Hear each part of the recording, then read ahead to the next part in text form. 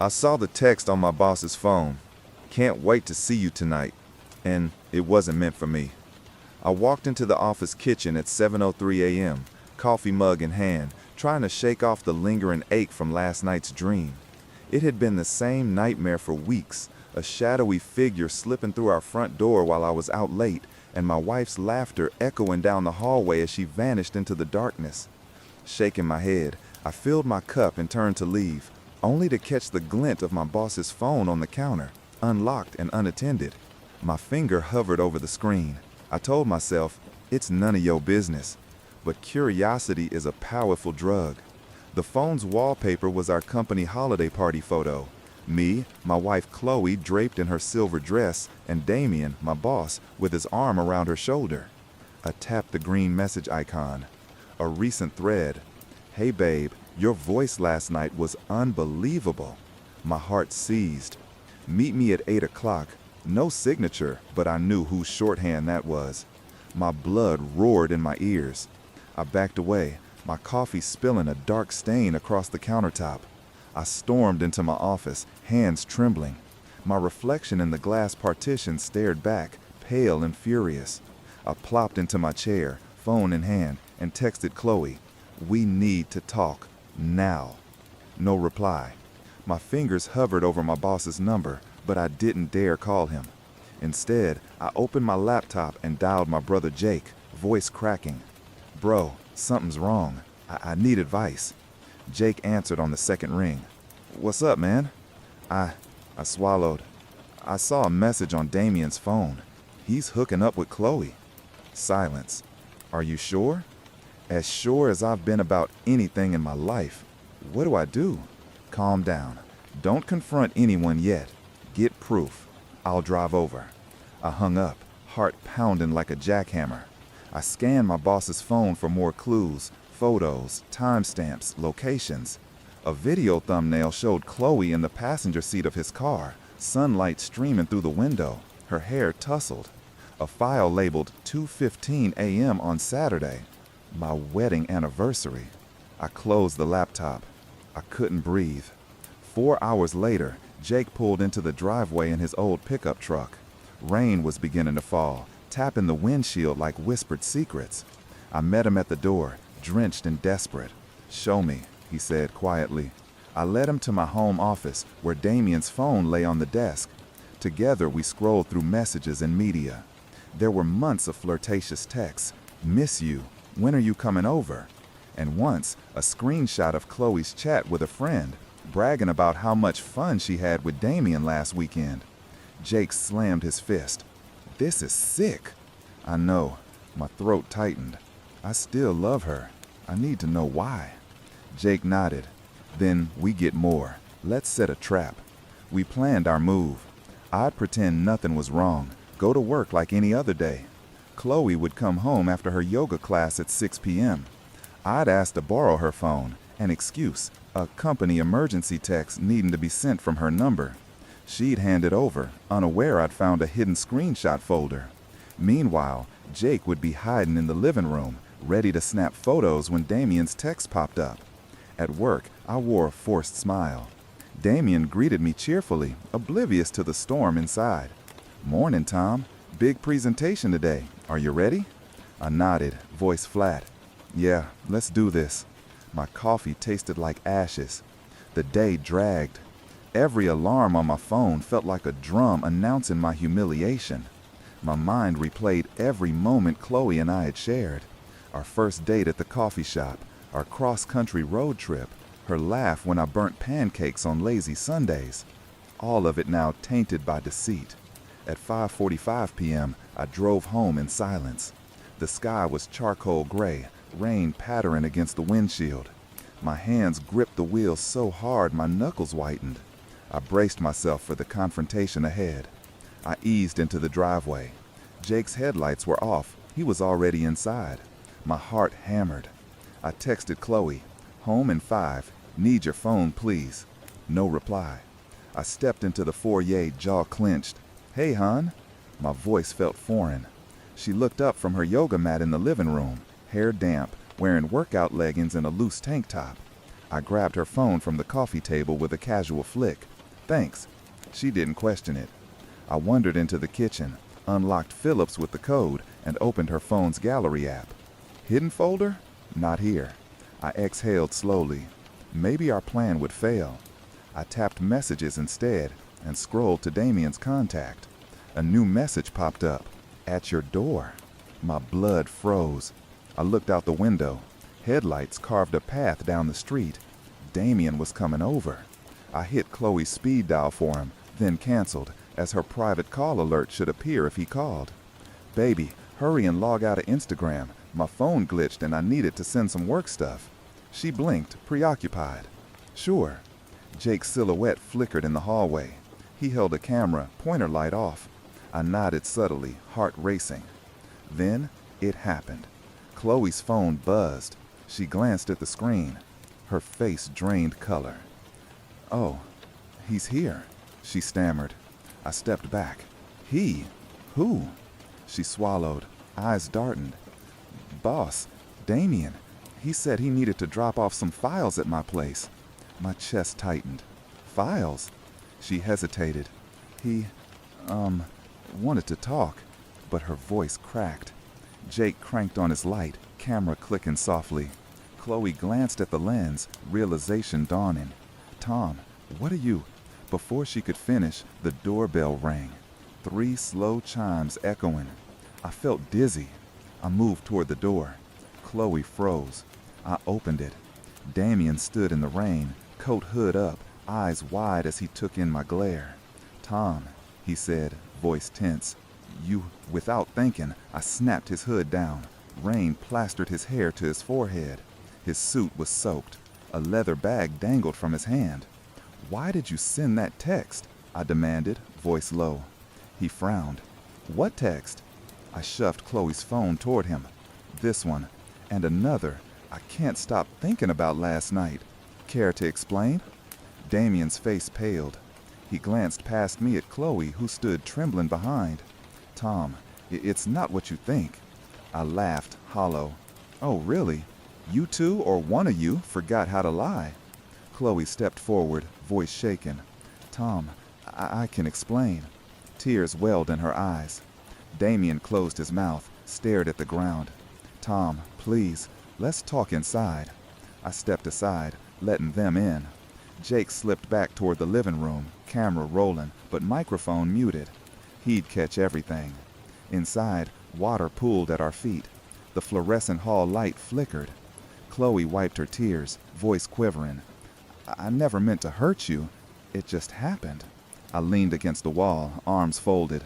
Happened? On our anniversary? With my boss? She flinched. That night, you were late from work. Damien and I ran into each other after a conference. One thing led to another. I closed my eyes. And before that? Qley's shoulders shook. We started texting weeks ago. I was lonely. You were always busy. Overtime, deadlines. He listened. I opened my eyes, fury mixing with heartbreak. So you traded a husband for a boss? Her lips trembled. It wasn't like that. He made me feel seen. Damien stepped forward. Tom, I'm sorry. I never wanted to break your home. I glared at him. Really? Because you two seem very close. I unzipped the bag and pulled out a hotel key card emblazoned with the city crest. Explain this. Damien's face went white. That's, from the hotel conference. I needed a room to rest, long drive. I gave it to Qley to hold while I was in the lobby.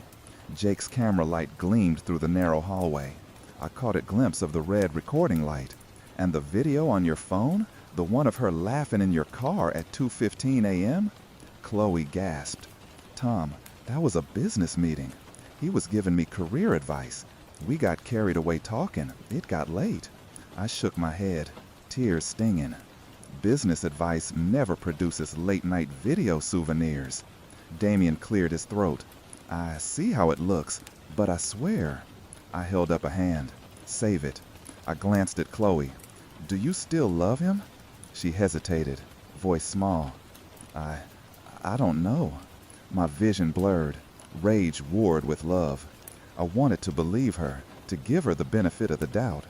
But the evidence, the texts, the secret videos, they all screamed betrayal. I took a step back. I need time. I turned away. The camera light clicked off. Jake must have stopped recording. I grabbed my coat. I'm leaving. Qley called after me. Tom, wait. I paused in the hallway. Rain leaked through the ceiling vent in spatters. My reflection shimmered in the puddle. I forced myself to breathe. I'll stay at my mom's tonight.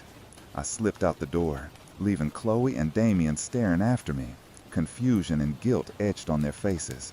The rain had eased to a drizzle as I drove away, headlights slicing through the gray dusk. My chest felt hollow. My phone buzzed, a text from Qley. Please call me. I ignored it. I pulled into my mother's driveway. Her lights were on.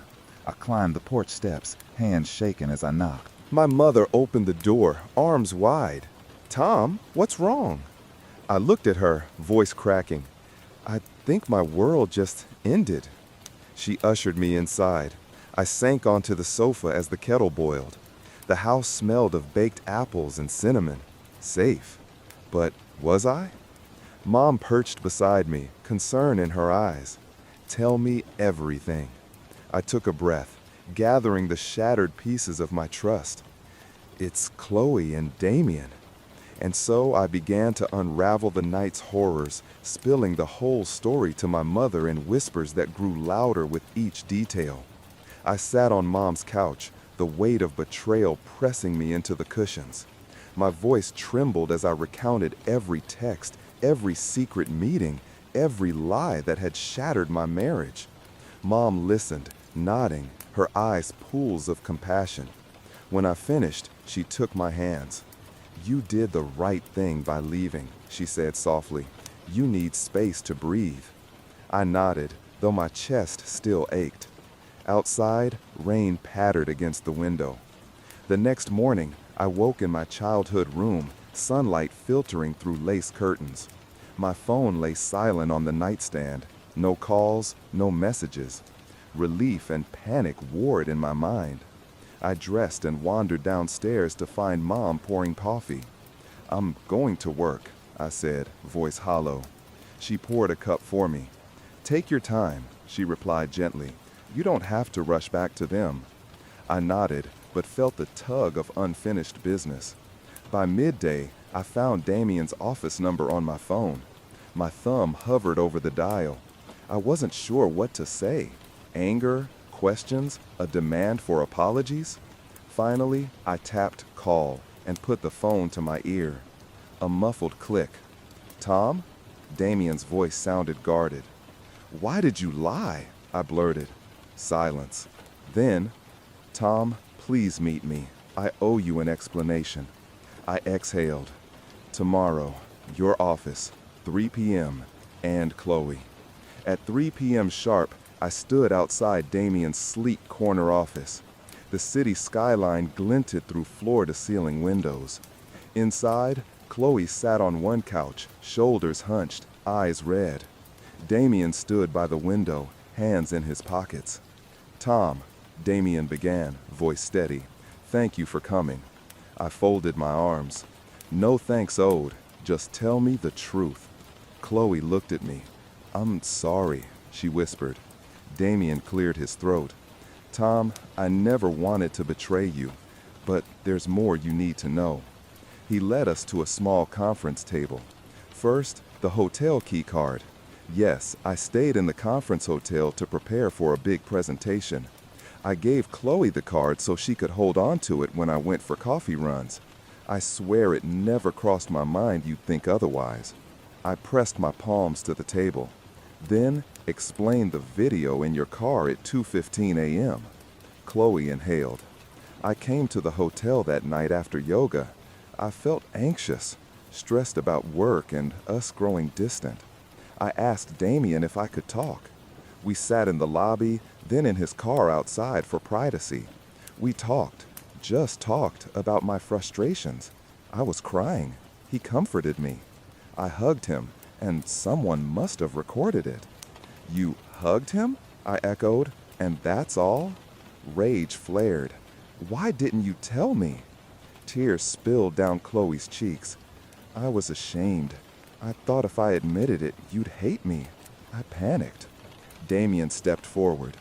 Tom, this grew from honest support. Nothing sexual ever happened. Our messages may have sounded flirty in isolation, but context matters. We were both lonely, Qley emotionally, me professionally.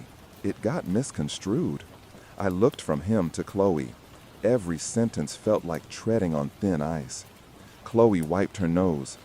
I didn't hide them intentionally. I was scared. I thought protecting you from the truth would keep you happy. Damien stepped forward. Tom, this grew from honest support. Nothing sexual ever happened. Our messages may have sounded flirty in isolation, but context matters. We were both lonely, Qley emotionally, me professionally. It got misconstrued. I looked from him to Qley. Every sentence felt like treading on thin ice. Qley wiped her nose. I didn't hide them intentionally. I was scared. I thought protecting you from the truth would keep you happy. Damien stepped forward. Tom, this grew from honest support. Nothing sexual ever happened. Our messages may have sounded flirty in isolation, but context matters. We were both lonely, Qley emotionally, me professionally. It got misconstrued. I looked from him to Qley. Every sentence felt like treading on thin ice. Qley wiped her nose. I didn't hide them intentionally. I was scared. I thought protecting you from the truth would keep you happy. Damien stepped forward. Tom, this grew from honest support. Nothing sexual ever happened. Our messages may have sounded flirty in isolation, but context matters. We were both lonely, Qley emotionally, me professionally. It got misconstrued. I looked from him to Qley. Every sentence felt like treading on thin ice. Qley wiped her nose. I didn't hide them intentionally. I was scared. I thought protecting you from the truth would keep you happy. I shook my head. Hiding only made it worse. Damien lowered his gaze. I take responsibility. I should have refused to exchange personal messages. I should have set boundaries. Qley reached out for comfort. I crossed a line by not redirecting her to you. Silence settled. My pulse hammered. The truth had nuance, but my heart still felt wounded. I cleared my throat. I still love you, I said to Qley, but trust can't be rebuilt overnight. I turned to Damien. And you? We're colleagues, nothing more. Understood? Damien nodded, relief flooding his expression. Understood. I'm sorry, Tom. Qley stood, moving to me. I want to earn your trust back. I'll do anything. I swallowed hard. First, honesty. No more secrets.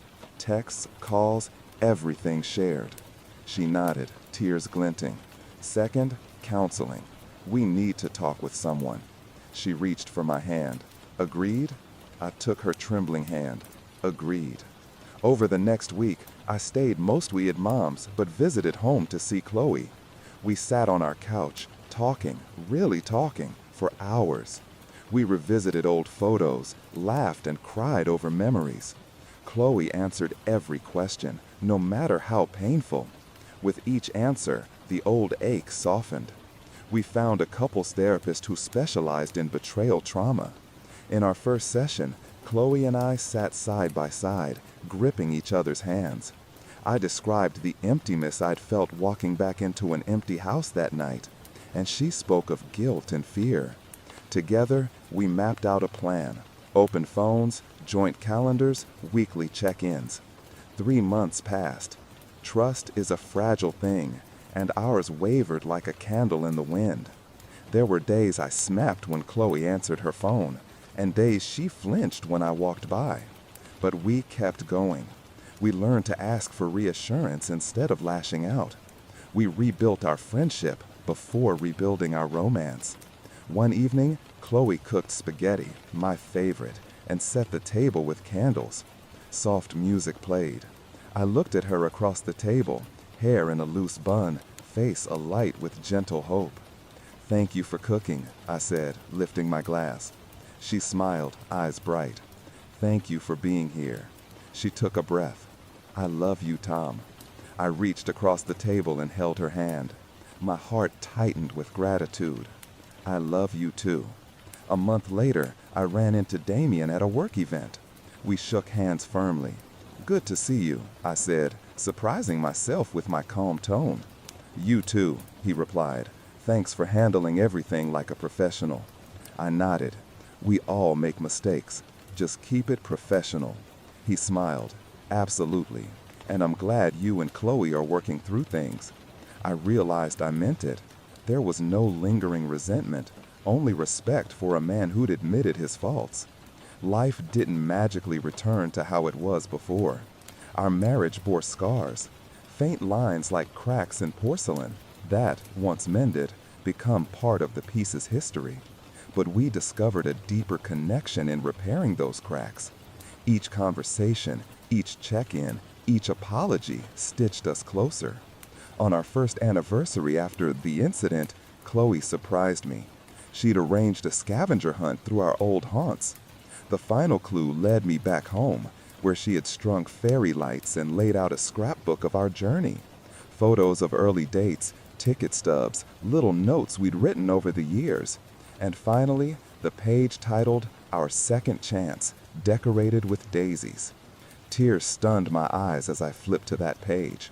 She knelt beside me, holding a single daisy. For new beginnings, she said softly, I choose you every day. I pulled her into my arms, heart swelling. And I choose you. That night, as we lay in bed, wrapped around each other, I thought about the storm we'd weathered. Betrayal had torn us apart, but honesty, accountability, and love had drawn us back together. I closed my eyes, feeling Qley's breath on my shoulder and the steady rhythm of her pulse against my chest. In the darkness, I whispered, Thank you for fighting for us. She sighed sleepily. Thank you for giving me a chance. And in that moment, I knew our love was stronger, not because nothing ever went wrong, but because we chose to heal together, piece by piece, heart by heart.